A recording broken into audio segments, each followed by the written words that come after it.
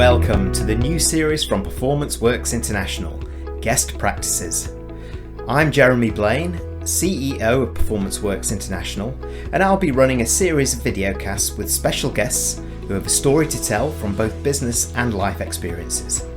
The conversations are designed to explore their journey, uncovering new ideas, innovations, and next practices that we can all learn from and be inspired by.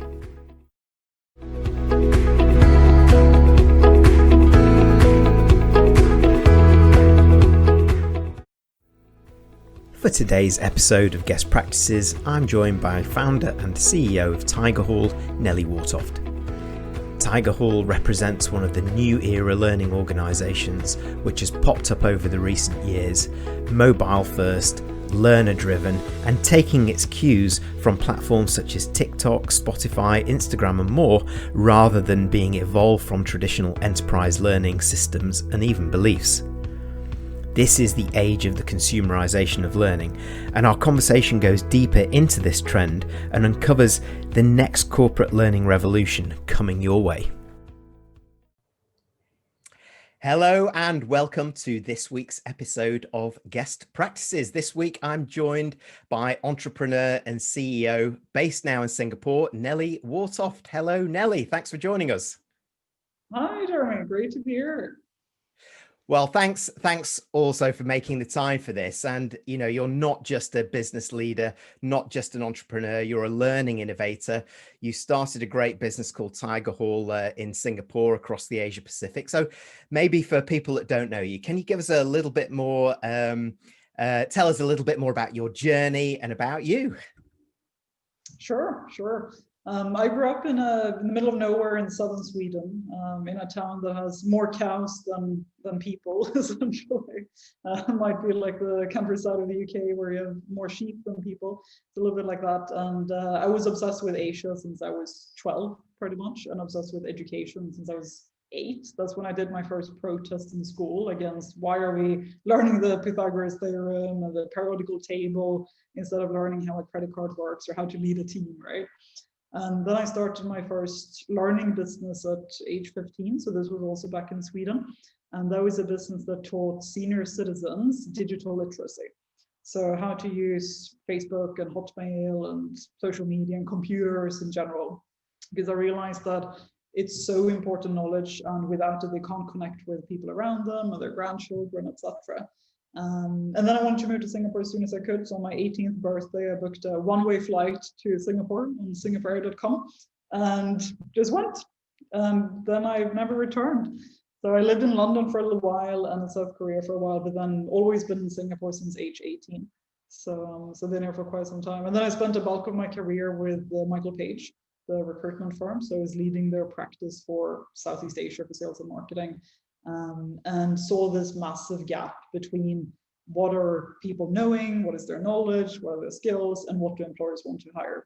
And at the same time, realizing that I learned so much from my clients when I was spending an hour with them. I learned more than in my entire university education. So I was like, how can we scale this experience and make sure that more people can learn directly from experts, from senior business leaders, and a little bit like mentorship at scale, and ensuring that this knowledge that people have of how to do things successfully, how to be successful, how to lead a team, how to run a business, that should not be isolated with a few people, but it should be shared with many, many more. So I was thinking of ways of how can we allow people to learn from these individuals, but in not a time-consuming way, like one-to-one mentoring is, right? Because that takes a lot of time and business leaders don't have the time for that. So how can we capture their minds and their brains into digital content and digital nuggets that people can consume 24/7, anytime, anywhere they are, and dive into that. So that's how I started thinking about Tiger Hall and launched that business. Wow, well, I have to pick you up on a couple of things here. So early protester, which is new to me, Nelly, on that one. A digital nomad from very early. And a traveler from the age of 18 when you had this very, very clear vision to get to the Asia Pacific, get to Singapore, and make your way there. So, you know, and of course, I can see this going through where you are now as well. So not just when you started, not just when you're at school, not just when you were getting involved in the digital literacy elements that you were talking about, but you've become an advocate for what is becoming, what is being called the consumerization of learning as a powerful Yeah. tool for talent development, employee engagement, etc. It's relatively new for even for those in the industry. So maybe you can tell us a little bit about what that actually means. What is it and what does it mean? And how are Mm. you championing the cause through your business, Tiger Hall? Yeah, yeah. I think consumerization of all enterprise technology is about to happen, and it's already happened to a few. Like transport, for example, like you can use ride-hailing apps to do business transport, etc. But what consumerization is learning from consumers, individuals, users, how they like to use platforms, and then apply that to enterprise technology. So if you think of user behavior and what we prefer as individuals, right? People spend tons and tons of time on tools like Instagram, TikTok, Netflix, Zoom now. Like, why are they spending so much time on these tools? It's not by chance, right? It's because of the product design, the UI, UX, the features, how easy it is to use, most of all. So when you take this concept and you look at how are consumers interacting with products, and then you apply that to an enterprise context. Because traditionally, enterprise technology and enterprise tools have been incredibly bulky, boring, not pleasant to the eye, and very, very difficult to use. So if you take this consumer approach, how do you then like turn enterprise technology in that way, right? So if we zoom into learning, look at learning platforms, LMSs, and like you would rather fall asleep, right, than spending time on an LMS. Like you come into a very clunky system and it's like it's very hard to find what you're looking for. It's not fun to use. And then people's expectations are like, if they want to consume a video, they expect Netflix quality, right? They can't stand with someone like, hi, today we're going to talk about leadership development. Like they want something a lot more engaging than that, or like take inspiration from TikTok with like small bite-sized videos and a scrolling screen and so on. So applying all of these concepts to learning, what will that get you, right? And the way that we've done it at Tiger Hall in looking at consumerization of enterprise learning is, first of all, mobile first. Like people don't want to spend more time on their laptops than they already are, right? So mobile first, that you can use anytime, anywhere, using formats that people enjoy. So live stream, like tapping into an influencer live like you do on Instagram. You can tap into a Thinkfluencer live on Tiger Hall and just get direct access to them and be chatting with a senior leader, etc. And then you have formats like podcast, and you have videos that are more like in a TikTok format, which is this vertical, personal, more like FaceTime experience. So having these kind of different formats, and then of course beautiful UI UX, great colors, and easy to use. Like you don't need any education to know how Tiger Hall works. You download the app and it's very easy to use from the first step. And that's consumerization in a nutshell. So that's what we're driving, and we still have a long way to go. It's still many things that we're developing on this theme, but I think consumerization of enterprise technology, it's the future for not only learning but other parts of enterprise technology as well. Hey, I totally agree with you, Nelly. I love some of the things that came out of that almost placing this in where we are now, the TikTok generation, the way that we consume data and share it and so on. There are a few words which sort of came out, that ease of use, enjoyable, engaging, socialization of these kind of things. And when you go to the enterprise, particularly enterprise learning, which really enterprise learning is still, or in many organizations is still, a 20th century concept.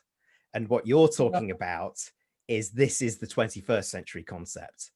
And this is where it needs to change. It's not even, when you're talking, I think it's not really an evolution, it's a revolution in this.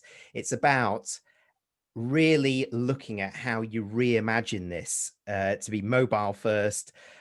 Think about those great tools that come out of the social aspects, like the live streaming, the influencers, the sharing, the formats, the UX, all of those things, and making it happen. And you have made it happen. And Tiger Hall, and we'll obviously share that at the end for people to find out a little bit more. But you know, you're leading that very nicely through Tiger Hall. But I do wonder, and maybe you can answer this question for me, how quickly are other organizations, potentially, those more traditional organizations compared to newer organizations, and individuals sort of getting to grips with the trend of the consumerization of learning?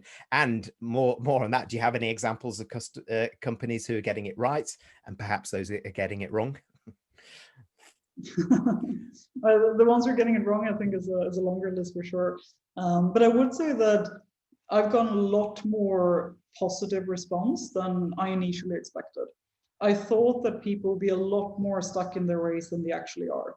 And I think what really clicks with them, right, is like when you talk to people about like, what do you do when you go home on a Friday night? You go to Netflix, you go to Amazon, you order food on Deliveroo, like everything is one click away, everything is mobile, everything is beautiful. And then you come in on a Monday morning, this is your LMS. And even as individuals, right, I speak with many learning leaders and HR leaders, and they're like, yeah, it's true. And they experience the same in their lives, right? So they can see themselves and they see their children at the kitchen table and the tools that they're using. And then they compare Tigerwall to their own LMS and they're like, yeah, it does make sense. And then there is data to back it up, right? When you see the engagement data, we're about 13 times higher compared to usual like video platforms for learning. So when they see that, of course, they get interested and curious as well. And then many of them just try it out. Like just before this, I was on a call with a global pharma company and the head of learning innovation was like, yeah, I got addicted to this last night. Like it was so beautiful, so easy to use, I couldn't stop scrolling. And this, I couldn't stop scrolling. That's the same as you have on TikTok, on Instagram, and on Tigerwall. But no one has ever said that about an LMS, that I couldn't stop scrolling in my LMS. So I think a lot of the positive response and adoption that we've gotten is also because the HR leaders and learning leaders are people too, right? So they see this from their own users, and then they try it out, they see the engagement, they see how people interact with it, they see the feedback, and that's when they start believing in it too. So I would say like it's not as stuck in their ways as you might think that larger corporations are. And what's even more interesting is that we've actually seen even more traction with the ones that would be seen as a little bit more backwards in that way. So if you think of the top global American tech companies, like we work with those too, but many of the ones that are even more eager to get this on board is the ones that are a little bit behind. So I'm obviously not going to name any names, but the ones that are a little bit like second or third in order of like digital innovation and transformation and just this whole concept. So I wouldn't say that, let's take banking as an industry, like that's an industry that has been quite stuck in their ways, but that's actually our biggest clients all come from banking. And that's the biggest industry that we work with, our banking clients. What you'd actually hope within that as well is that the year that we've had, this incredible year that we've had, and the digital transformation that has happened because it's been forced on many companies, will cause them to just pause a little bit and look at all aspects of their business, including HR, L&D, and think about how this can be modified for now as well, and embrace some of these things. It really is astonishing what you're saying, Nelly, about 13 times higher engagement versus traditional L&D platforms. And we both know traditional L&D platforms, what they're like, but that is a very big number. And I believe I heard you've coined a phrase there, or I've coined it for you: addictive learning. I like it. Exactly. Love it. So I should be able to be addicted to learning, right? yes, I know. I'm addicted to Instagram or something. Wouldn't it be a great turnaround? Is that, I've got 2 kids and I spend my day telling them to get off their devices and go out and get a fresh air. Wouldn't it be great if they suddenly came to me, can you get off that, please, and go and do something else? Great, love it. So the pace of change is ever accelerating, and of course this year is driving that forward even more. New competitors come into the space. The consumerization of learning, if you're with what you're sharing here, will become the must do and the need to do. Therefore, that will drive a whole new sort of competitive landscape out there. So, how do you intend to evolve Tigerhall to sort of stay at the forefront of this shift, ensuring learners get what they need when they need it in the format that they prefer it? So we're always very close to our users and look like what do they need, what do they want, and so on. And that's true for every company. You need to be close to your customers and your users, right?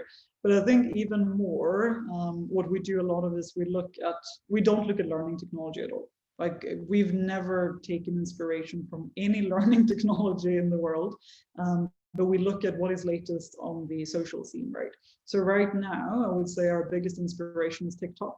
So that's what we look at a lot for product inspiration, product design, product formats, and so on. Because if you look at social and you see what people are adopting, and free social as well, so not things that people are paying for, but the free social that is growing quickly. And I think TikTok is just the example that's been a complete outlier in all kinds of growth, right? But if you look at how they're doing, and then, I mean, there's going to be a next TikTok and a next and a next, and being like just one or two steps behind what is at the forefront of social is something that we're aiming to be, and seeing like what do people enjoy using, and looking at consumer trends, not looking at learning trends, not looking at corporate technology. So that's one. And then of course, a big part of learning is the content. And I personally think this is something that many learning platforms have gotten wrong, where they focused a lot on the software, on gamification, and you get points for like breathing, and like everything is so gamified and so on. But you forget what actually makes people come onto the platform, right? And that's the content. People don't go onto Netflix because it's a beautiful website to look at. They go onto there because of the content. So that's always going to be a key focus area for us, is to deliver, produce exciting content by inspirational and insightful thought leaders and influencers, and have that available in very easily accessible formats on the platform. So, so content should not be forgotten. That's always at the core of it. It's an interesting one. You know, you talk to even a lot of traditional L&D providers and even digital learning providers, and the watchword, isn't it? It is gamification, isn't it? It's like, oh yes, we need badges here and medals there and what have you. Now, I think an aspect of that can be useful for sure, but I do agree with you is that form and function can often take second place versus those whizzy bits where actually you need the core content. And if you get what you're talking about, the vehicle right, the format right, the engagement right, then the content can really sing, can't it? Exactly, and people are just not prioritizing it. And I usually say, like, Netflix has no gamification, Spotify has no gamification. Why? Because people go on there because they really sincerely want to consume the content, right? And that's what is pulling them back. And it's very much the same case for us. And then of course you can have things around it, like we help people structure it, we help people build a habit, etc. But it's not, you don't get a star for like opening the app or something similar. Yeah, it's interesting. I was just thinking as you were saying there, it's as if the whole L&D industry has been treating symptoms rather than the root cause of things, isn't it? We've been sort of taking over, or let's incentivize learning rather than actually focusing on the core itself and making it a whole different experience or even journey beyond an experience for that.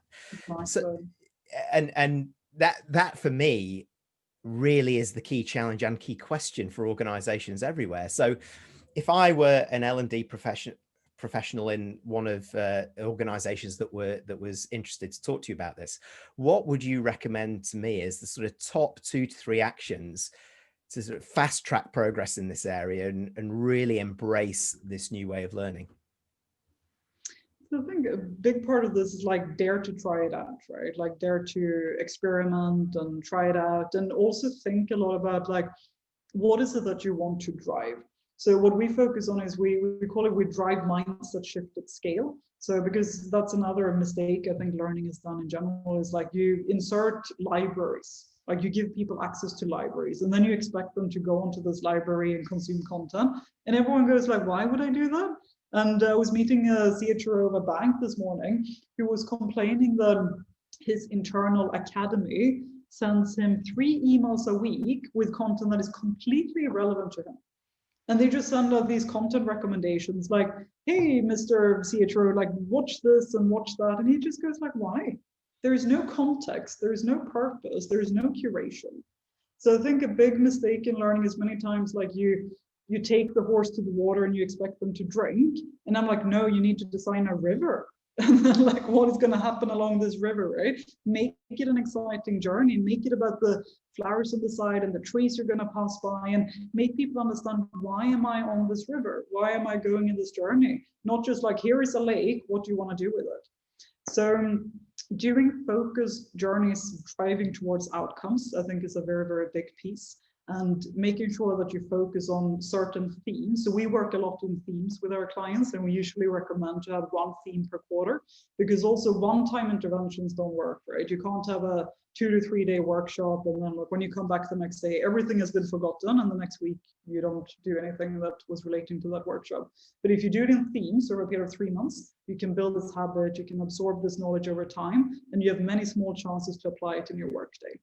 So that's something that we focus on. And then I think for many learning leaders is also like experiment, try things out and get feedback. Many of them sit in their ivory towers, and not as beautiful as your castle, but sitting in their ivory towers and just think that they know what employees want.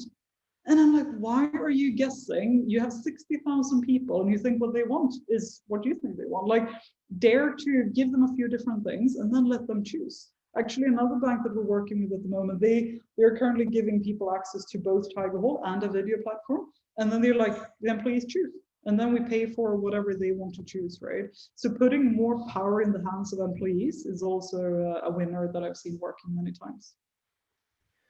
There's a few things that you've mentioned here which resonate for me hugely, and you're ushering in the age of empowered learning in many ways is what you're talking about, and what you're doing with Tiger Hall. It is the TikTok of learning. It is addictive learning, because it's about the learner, not about the organization. It's about the journey, not the event at one specific time. It's not about the library of all of this stuff. It's about what's really relevant and appropriate for me right now. And I guess that then helps with the curation in two ways, because it provides a little bit of push and a little bit of pull, doesn't it? Because the learner can really own this. Exactly. And then at the same time, if they want to go to the lake, right, like they can do that too. But I really, really believe in focus, and like cut out all the crap, like go focused, and less is more. I think that's a principle that should be followed more in learning. Less is more, and driving focus. It was someone I spoke to said, like, you go into these video platforms, you search for one keyword, like you just want to do one simple thing, and you get 48,000 videos as a response. And you're like, where should I start?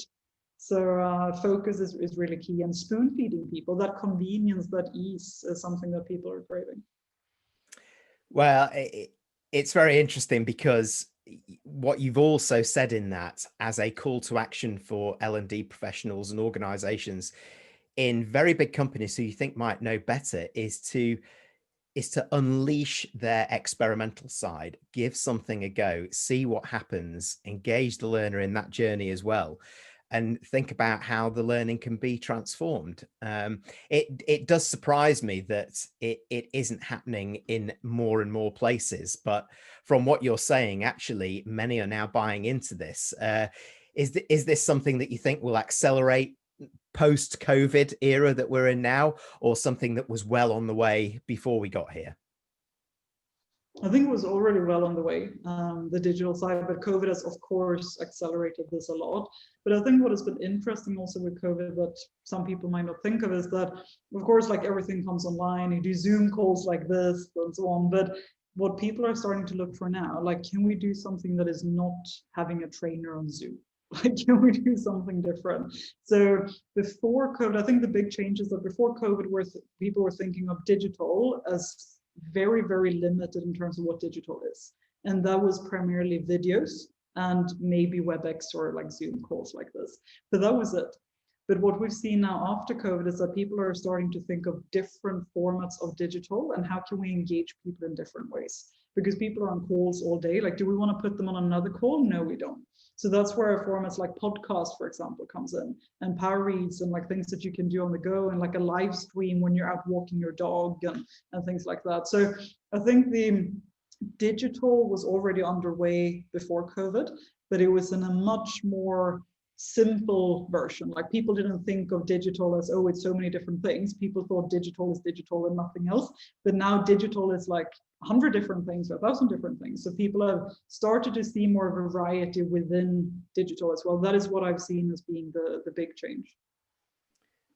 Well, and that's in business as well as learning as well. You can see those organizations and even leaders who were reticent at making the move and really buying into what adopting digitalization looked like for their whole business, suddenly were forced to do it, and then are looking now thinking, wow, we've got so many more possibilities because we're being forced to be a little bit more creative and find different ways of doing things and mixing it up a bit. I totally agree with you. Well, it's been a really fascinating journey into probably how business is evolving, but more how L&D really is on the cusp of a major transformation here, the consumerization of learning. And I'm sure many watching this or listening to this will want to get in touch, find out a little bit about Tiger Hall, how they can access that and connect with you. How do they go about doing that, Nelly? The best is to email me. It's nelly@tigerhall.com. So very simple. And also, of course, LinkedIn, feel free to send me an email. But the best one is just drop me a direct email and I will respond.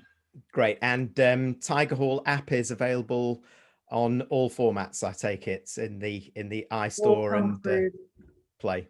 All countries, all app stores, App Store, Google Play. Just search for Tiger Hall and you can download it and check it out for yourself and play around with the app and get addicted too. That's right. Addictive, empowered learning. Fantastic. Thank you so much for joining us, Nelly. That was a very, very enjoyable conversation. Much appreciated. Thank you, Jeremy. Glad to be here. Bye-bye. Bye. Thank you for joining our Guest Practices videocast. Please do subscribe to our YouTube channel through the link below, or check out our website to access more in our current series of expert interviews.